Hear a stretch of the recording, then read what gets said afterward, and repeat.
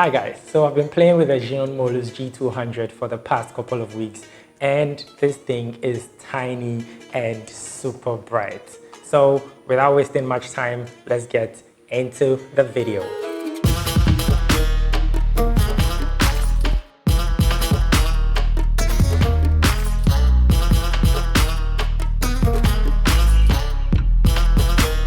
So before I begin, let me give you a quick backstory. 4 years ago, I purchased my first video light. This light was tiny, it was not too expensive. The only downside, it was not bright enough for what I needed it for. So I started looking for the next available lights, and lights that were popular at the time, the Godos SL60W.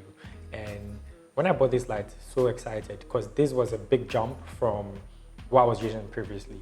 And I could use it on clients' projects and it worked. Only downside, it was not bright enough for when I needed to light like a bigger space or needed to light more than one person. So next hunt began. I got a 150 watt light. I used it on a lot of projects. Only downside, this light was too big, this big. I was like, yo, let me just invest in small LED panels.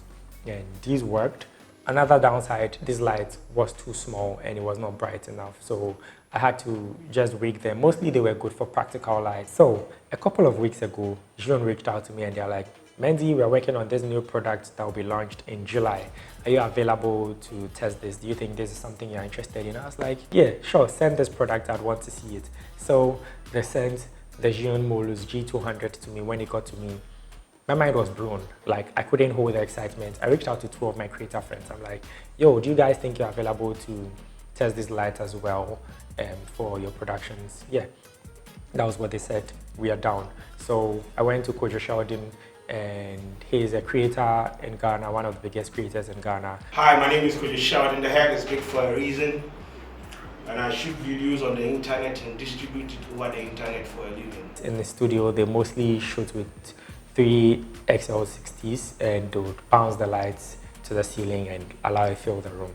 So I was like, yeah, shoot with your lights. When you're done, we'll just replace your lights and see how it fares. So when they were done shooting, we set up the G200 and fired it into the ceiling and allowed it to fill the room. It was a tad bit brighter than 3 of the SL60s combined. So the comments they were giving was, yo, this thing is tiny, this thing is small. And one of my friends was like, yo, this thing is really pretty. I love it. It would be nice to have this in my room to shoot my YouTube videos. I was like, yeah, sure. Nah, it's too pretty. I need it in my living room. Why not? When I'm done, you can have it. That was done, mission accomplished. I reached out to my second friend, Akwesiba. He's a food photographer and a product photographer. So he's like, yeah, sure, I'm working on this project. You can bring it along. Let me just, yeah, see how it fares on that set. So I took it over, we set it up, and we just used the light at 50% brightness and it was plenty bright for the set it was working on. So we got some test shots. I was like, can we compare this to any of your lights you have readily available? So the 120, the aperture 120 was lying around. So we set the aperture up and increased brightness all the way to 100%. And yeah, it's not as bright as 50% coming from the Molus G200 for the set we were working on. I'd leave the videos here so that you guys can tell for yourself which you felt was brighter. Akwesi was like very impressed with the lights as well. First time he saw the lights, he's like, yo, this is small. And I was like, yeah, very small. So yeah, 2 of my friends loved it. There's nothing more to experiment anymore. So I came home and I continued doing my tests. Let me just share feedback on what I learned in the 2 weeks I've been testing these lights. 1, this thing is tiny and portable. Like, I could just put this in my camera bag and it would still sit in there with my camera, my gimbal, and it would fit perfectly. Mind you, none of my other lights could sit comfortably in my bag and allow space for other gear.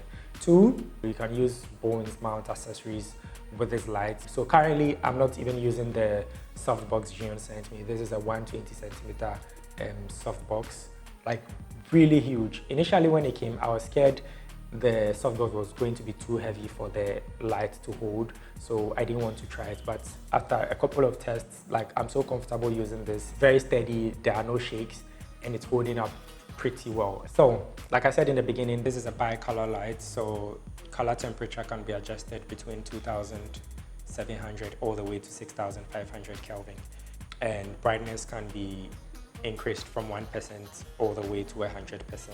And you can do tiny 1% incremental updates to the brightness, or you can push down the dial each time to do a 20% boost in brightness. In normal mode, peak output is 200 watts. But then there's max mode. In max mode, you would experience the maximum brightness when the color temperature is at 4,300 Kelvin. Zhiyun mentioned that this light is going to work with the Vega app, but then as at the time of testing, it's not available on the app, but they mentioned at launch it will be available to work with the app. In the box, you would get the light body itself, the controller, a power cable, a reflector, the manual, and the current case.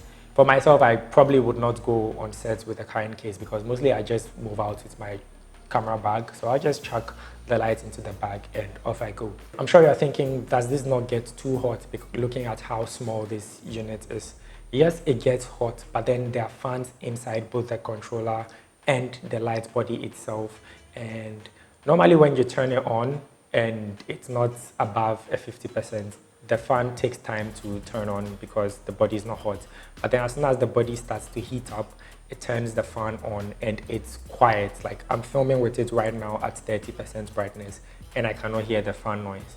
But then when you enter max mode, you can hear that there's fan noise, but I'm not sure it's something the microphone will pick up if you're not too close to the light. So that sums up all I have learned about the G200 in my 2 weeks of using this light. I would continue to use this light on clients' projects, and whenever I need to travel, this thing is definitely going to sit in my bag. And yeah, I think that's pretty much it for now. If you have any questions, do leave them in the comment section below and I'll do my best to respond to all of them. So without further talk, that's all for today. Thank you so much for watching this video and I would catch you in the next one. Stay safe. Bye.